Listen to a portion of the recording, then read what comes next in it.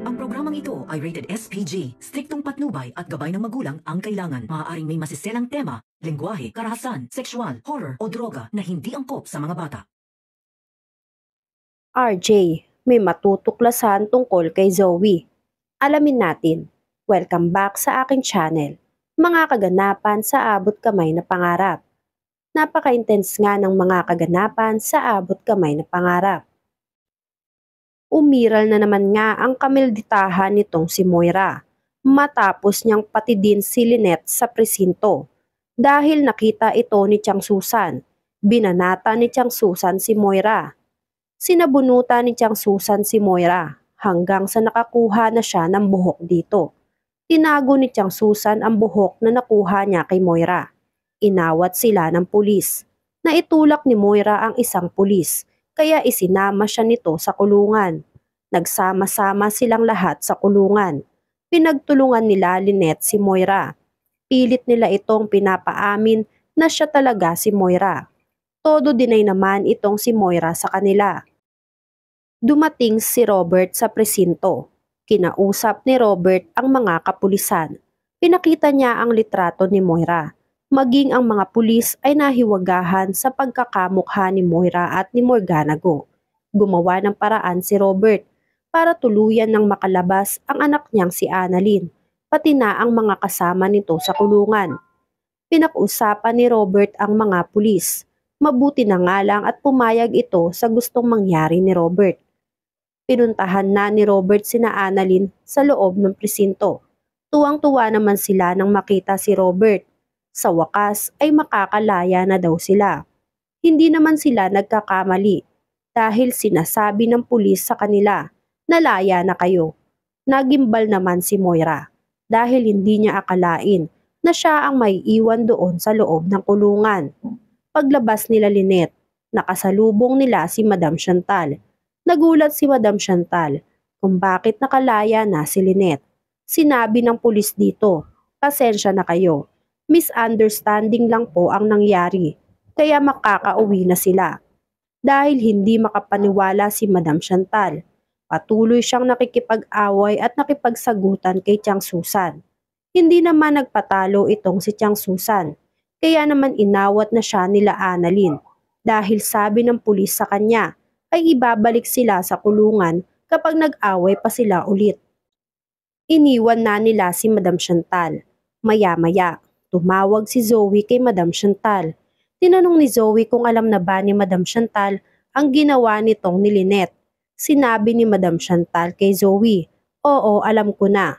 Sinabi ni Zoe, "Pupunta ako ngayon sa presinto. Susugurin ko yang mga yan, lalong-lalo na yang Annalyn at si Lynette." Pinigilan siya ni Madam Chantal. Sinabi ni Madam Chantal kay Zoe, "Huwag na Zoe, nandito na ako. Kami ng tita Morgana mo." At isa pa, huli na ang lahat. Wala na dito sila Lynette. Pinalaya na sila ng mga pulis. Dagdag pa ni Madam Chantal, ang masakit pa nga dito ay tinulungan sila ng daddy mo para makalaya. Kaya lalong nagalit itong si Zoe sa sinabi ni Madam Chantal. Samantala, inasikaso na ni Madam Chantal ang paglaya ni Moira. Tinawagan niya ang abogado nito para ito ang makiusap sa mga pulis para makalaya na si Moira. Dumating ang abogado. Nakipagnegosasyon ito sa mga pulis.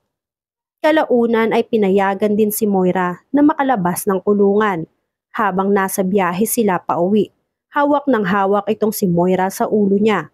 Mahapdi daw ang ulo nitong si Moira. Pagka-uwi nila, ganun pa din ang reklamo nitong si Moira. Dinampian niya ng yelo ang ulo niya. Masakit daw ang ulo ni Moira. Sinabi ni Madam Chantal, "Stress ka ba?"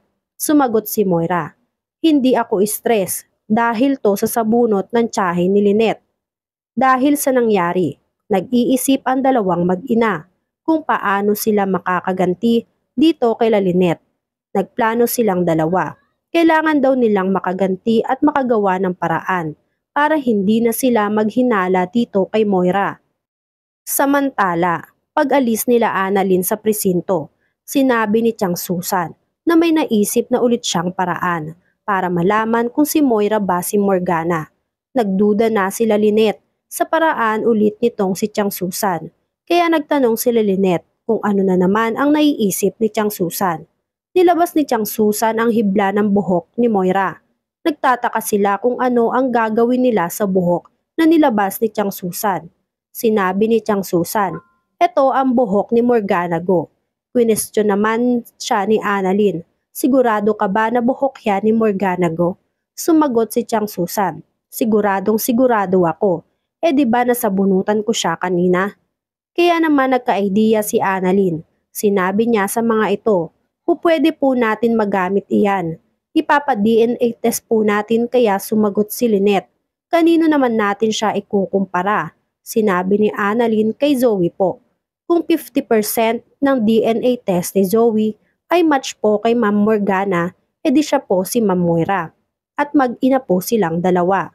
Iniisip lang nitong si Annalyn at Lynette kung paano sila makakakuha ng sample dito kay Zoe.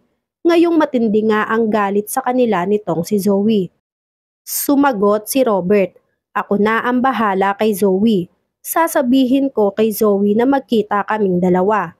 Sigurado naman ako na papayag naman si Zoe. At hindi naman ako matitiis ni Zoe." Sumang-ayon naman silang lahat na tama ang gagawin ni Robert para malaman na nila ang tinatago sa pagkatao nitong si Morgana. Kinabukasan, nakipagkita na si Robert kay Zoe. Dinalhan ni Robert si Zoe ng paborito nitong kape. Nang sa ganun nga ay mapilitan na din itong si Zoe na makipagbati sa kanya. Pumayag naman si Zoe na makipagbati na dito kay Robert. Tinanggap ni Zoe ang bigay nitong si Robert. Niyakap naman ni Robert si Zoe. Dito nga ay isinagawa na ni Robert ang plano nila. Nakakuha ng buhok dito kay Zoe. Pasimpleng kumuha ng buhok si Robert kay Zoe.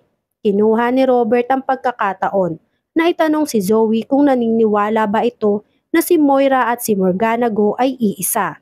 Sinabi ni Zoe, "Nung una ay naniniwala ako na siya nga si Mami. Pero nung pinagtabuyan niya ako ay bigla akong nagduda na siya ang Mami Moira ko." Nagpaalam na si Robert kay Zoe. Dinala na ni Robert kay Annalyn ang buhok nitong si Zoe na nakuha niya. Uumpisahan na nga nila itong pates at magkaalaman na kung tama ba ang hinala nila dito.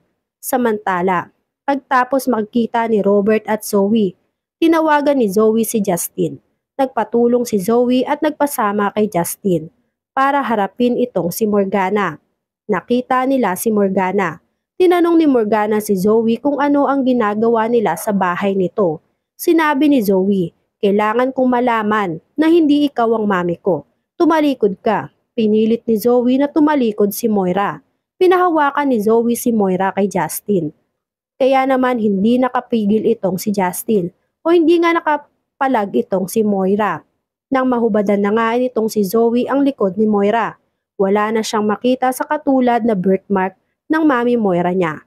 Kaya naman feeling na pahiya nga itong si Zoe. Kinabukasan, nagpunta si Zoe sa bahay ng Lola Chantal niya.